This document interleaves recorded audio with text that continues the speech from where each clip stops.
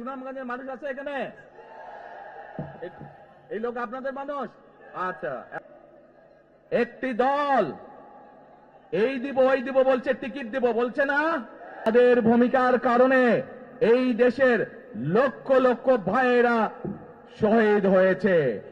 এই কুফরির বিরুদ্ধে, এই হঠকারিতার বিরুদ্ধে, এই মিথ্যার বিরুদ্ধে আমাদেরকে ঐক্যবদ্ধ হতে হবে।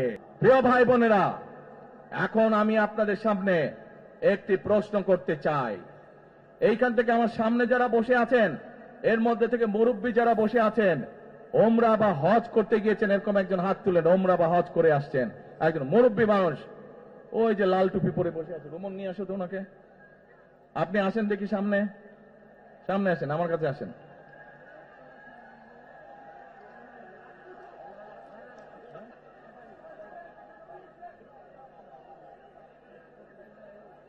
মুঝে চশমা ঝুলছে, চশমা ঝুলছে।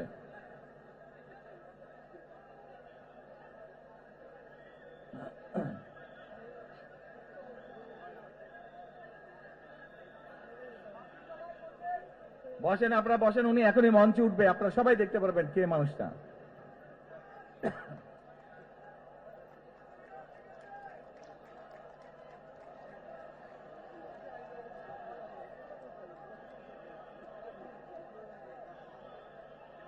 আসেন আসেন, দৌড় দৌড় দৌড় দৌড়, তাড়াতাড়ি, এই আজান দিবে এখন, দৌড় দৌড়, তাড়াতাড়ি তাড়াতাড়ি তাড়াতাড়ি। আচ্ছা, আসসালামু আলাইকুম। কি নাম আপনার? এটিএম হেলাল। ওই এইদিকে বলেন। এটিএম হেলাল। বাড়ি কই? সুনামগঞ্জ। বাড়ি সুনামগঞ্জ। সুনামগঞ্জ কোথায়? শান্তিগঞ্জ। এই সুনামগঞ্জের মানুষ আছে এখানে? এই লোক আপনাদের মানুষ? আচ্ছা, এখন বলেন, কবে গেছিলেন আপনি? হজ না উমরায় গেছিলেন? উমরাতে গেছি 16তে, হজে গেছি 17তে। উমরাতে গেছেন 16তে, হজে গেছেন 17। এখন আমাকে বলেন, আপনি তো উমরা হজ করে আসছেন, যে মাইকের সামনে দাঁড়ান, আপনি কাবা শরীফে গেছেন। জি। কাবা শরীফের মালিক কে? আল্লাহ। জোরে বলেন। আল্লাহ। কাবা শরীফের মালিক কে? আল্লাহ। আল্লাহ। আমরা মুসলমান সবাই, এই দিন দুনিয়ার আমরা যে এই পৃথিবী দেখি, এই পৃথিবীর মালিক কে? আল্লাহ। এই সূর্য নক্ষত্র যা দেখি তার মালিক কে? আল্লাহ। বেহেশতের মালিক কে? আল্লাহ। দোজখের মালিক কে? আল্লাহ। আচ্ছা, দাঁড়ান, এবার আপনি বসেন এখানে। আপনারা সকলেই সাক্ষী দিলেন, দোজখের মালিক আল্লাহ, বেহেশতের মালিক আল্লাহ, এই পৃথিবীর মালিক আল্লাহ, কাবার মালিক আল্লাহ। আরে ভাই, যেটার মালিক আল্লাহ সেটা কি অন্য কেউ দেওয়ার ক্ষমতা রাখে? রাখে না। তাহলে কি দাঁড়ালো? নির্বাচনের আগেই একটি দল এই দিব ওই দিব বলছে, টিকিট দিব বলছে না? যেটার মালিক মানুষ না, সেইটার কথা যদি সে বলে, এক শিরকি করা হচ্ছে, হচ্ছে না? যার মালিক আল্লাহ, যার অধিকার শুধু আল্লাহর একমাত্র, সবকিছুর অধিকার উপরে আল্লাহর অধিকার। কাজেই আগেই তো আপনাদেরকে ঠকাচ্ছে, নির্বাচনের ফলে তাহলে কেমন ঠকাবে আপনাদেরকে বোঝেন এবার। শুধু ঠকাচ্ছেই না মানুষকে, যারা মুসলমান তাদেরকে শিরকি করাচ্ছে তারা, নাউজুবিল্লাহ। প্রিয় ভাই বোনেরা, কেউ কেউ বলে অমুককে দেখেছে, তমুককে দেখেছে, এবার একে দেখেন।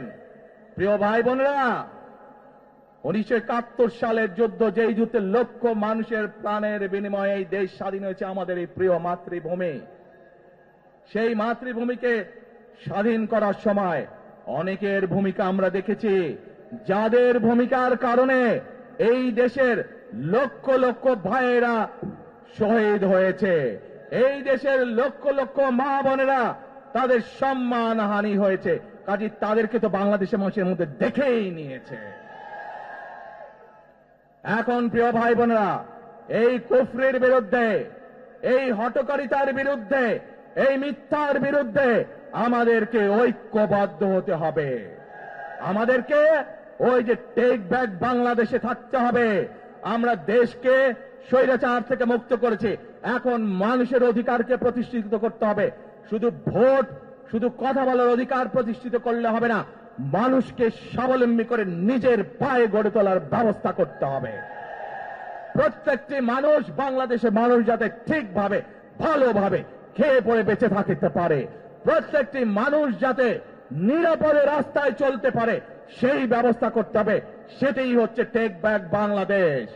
আমরা বিগত 15 বছর দেখেছি, অমুককে বলে এসেছি তমুককে ক্ষমতায় রাখার জন্য, বলেছিল না? সেজন্যই বলেছি দিল্লি নয়। আমরা দেখেছি যারা 71 সালে ছিল তারা কাদের সাথে লাইন দিয়েছিল, যাদের কথা একটু আগে বললাম, যারা মিথ্যা কথা বলে ঠকাচ্ছে মানুষকে, আমরা দেখেছি তাদের আস্তানা কোথায়।